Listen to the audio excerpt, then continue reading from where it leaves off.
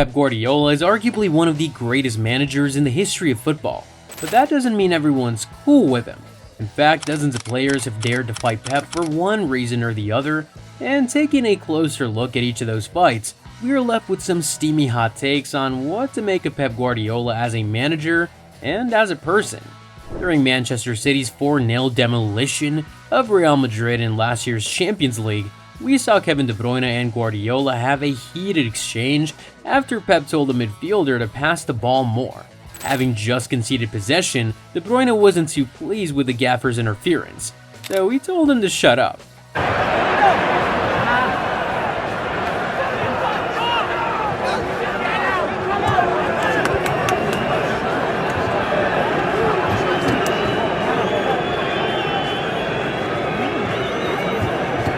After the match, both parties hugged it out, and Guardiola told the press that he had no problems with De Bruyne shutting him up, further adding that it had happened so many times in training. So with action with Kevin, I love it. We shout each other and I love it. I like this step from Kevin. I like it.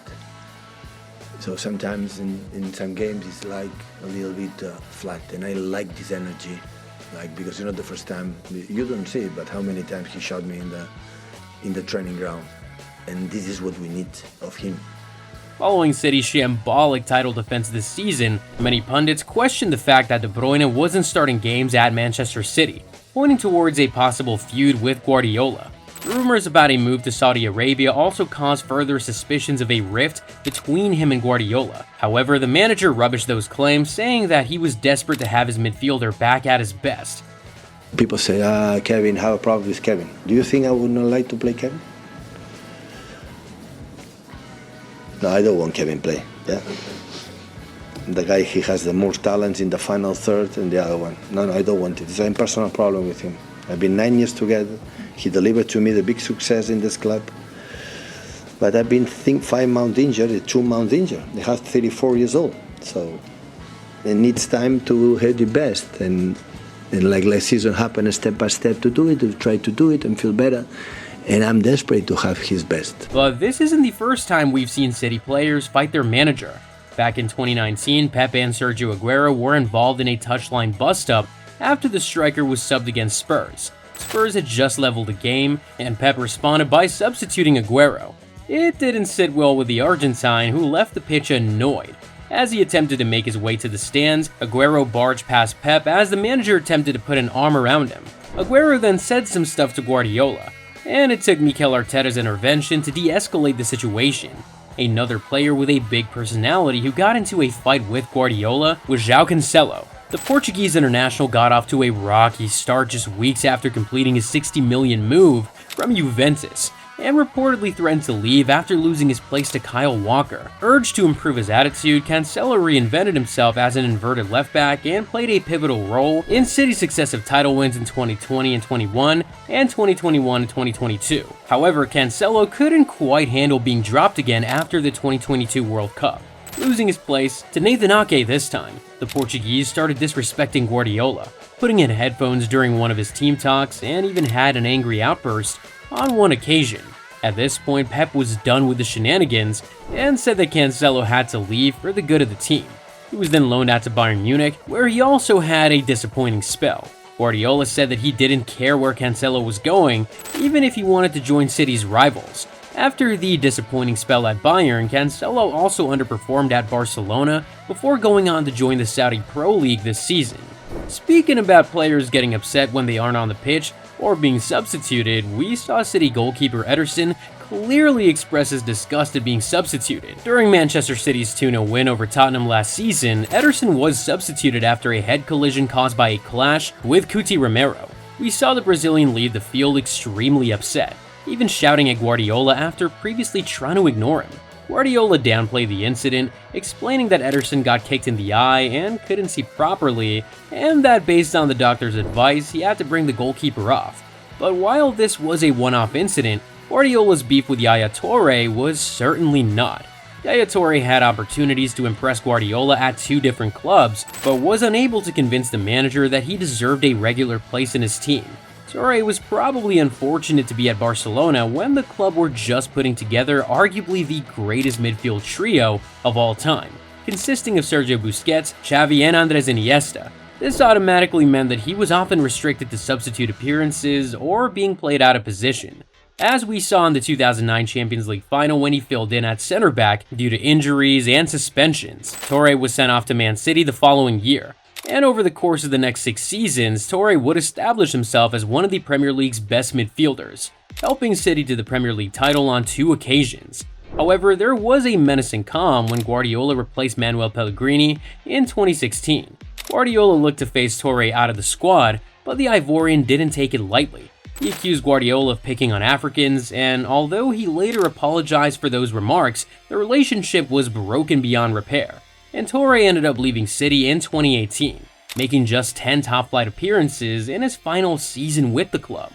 You could say that Guardiola has had a habit of clashing with players with big egos over the course of his managerial career. Zlatan Ibrahimovic's transfer to Barcelona in 2009 looked like the right move at the time. Ibra had just led Inter Milan to 3 successive Serie A titles and was at the top of his game.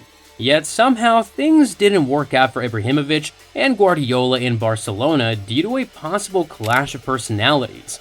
Ibrahimovic hit out at Guardiola's ego, accusing him of always putting himself above his players, and referred to Pep as that idiot of a manager in his autobiography. Zlatan said that everyone did as they were told in Barcelona and that he didn't fit into that kind of style. The first flashpoint came when Messi demanded to play through the middle and not on the right wing, leaving Ibrahimovic as a classic center forward. According to Ibra, the balls passed through Messi and he didn't get to play his game. Ibrahimovic's relationship with Guardiola was broken beyond repair after the Champions League semi-final elimination to Inter when the striker yelled, "You can go to hell" at Pep. Ibrahimovic joined AC Milan on loan in the summer, later sealing a permanent move for £20 million.